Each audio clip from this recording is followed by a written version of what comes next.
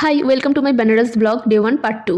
Ready হয়ে সবাই বিকেলে বেরিয়ে পড়েছিলাম ঘুরতে। আমাদের হোটেল থেকে সবার প্রথমে এই ঘাটটাই পড়েছিল, তাই এই ঘাটটাই আগে ভাবলাম ঘুরে দেখি। আমাদের হোটেল থেকে এই ঘাটটা ছিল 1 মিনিটের রাস্তা, কিন্তু যেতে যেতে আমাদের প্রায় 5 থেকে 6 মিনিট লেগে গেছে। কেন কি এত পরিমাণে ভিড় ছিল আর এত সরু সরু গলি ছিল, সেই জন্য আমি তো গিয়ে রীতিমতো অবাক হয়ে গেছিলাম। কেন কি একটা ঘাটেই প্রায় 50টারও বেশি বোট রয়েছে। এরকম কতগুলো ঘাটে এরকম এতগুলো করে বোট ছাড়ে প্রত্যেক দিন ওরা। এরা এক একজনের থেকে এক এক রকমভাবে ভাড়াছে। আমার তো এটা দেখে খুবই খারাপ লেগেছিল। আমরা 3 জন মানুষ ছিলাম, আমাদেরকেই বলছিল পার হেড 500 টাকা করে। আমরা তারপর অনেক বলে বলে 3 জনের 500 টাকা করে গিয়েছিলাম। আর এটা ছিল হরিশ্চন্দ্র ঘাট। যারা গেছো তারা অবশ্যই জানবে এই ঘাটের সম্বন্ধে। প্রথমে তো ওরা আমাদের বলেছিল এখানে যে কটা ঘাট আছে সব কটা ঘাট আমাদের ঘোরাবে আর প্রত্যেকটা ঘাটের আমাদেরকে গল্প শোনাবে। আর বিকেলে যেই ঘাটে আরতি হয় সেই সন্ধ্যা আরতি পুরোটাই আমাদের দেখাবে। কিন্তু এরমটা কিচ্ছু হয়নি।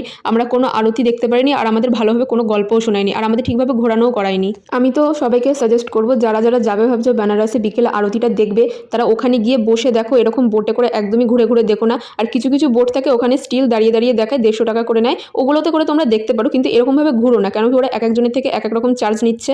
আমরা যেই বোটে 3 জনে 500 টাকা করে গেছি, সেই সেম বোটেই অনেকের কাছ থেকে এক একজনের থেকে 500 টাকা করে নিচ্ছে ওরা। আর আমাদের সবকটা ঘাটও ঠিকভাবে ঘুরিয়ে দেখায়নি। তার মধ্যে 6 থেকে 7টা ঘাট মাত্র ঘুরিয়েছে। তার মধ্যে এটা ছিল মণিকর্ণিকা ঘাট। এই ঘাটের একটা ঐতিহাসিক গল্প রয়েছে, যেটা আমি তোমাদের নেক্সট ভিডিওতে শোনাবো। আর এই ঘাটে সবসময় 24 ঘন্টা কোনোদিনও আগুন নেভে না, সবসময় জ্বলতে থাকে, আজ অবধি জ্বলে আসছে।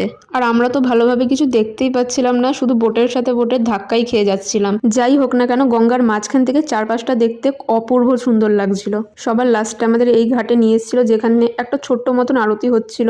আর এখানেই মনে হয় আমরা আরতিটা একটু দেখতে পেরেছি আর অন্য সব জায়গার থেকে। তারপর তো আমরা যেই ঘাট থেকে উঠেছিলাম সেই ঘাটেই নেমে পড়ি। আর ঘাটের ওপরে 2টো মন্দিরও ছিল আর অনেক উঁচু উঁচু ছিল ঘাটগুলো। অনেকটা সিঁড়ি ভেঙে আমাদের নিচে নামতে হয়েছিল। এখানে কিছু ফটো শ্যুট করে তারপরে চলে গিয়েছিলাম আমরা হোটেলে গিয়ে 5-10 মিনিট রেস্ট নিয়ে তারপর বেরিয়ে পড়েছিলাম ডিনার করতে রাতের। আমাদের বেশিক্ষণ ঘুরতেও হয়নি, কেন কি ওখানে হোটেল রেস্টুরেন্ট সব পরপর অনেক ছিল।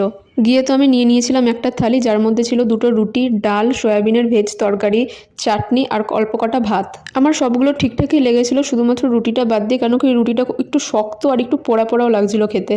আজকের জন্য এইটুকুই। আবার দেখা হচ্ছে নেক্সট ভিডিওতে। বাই।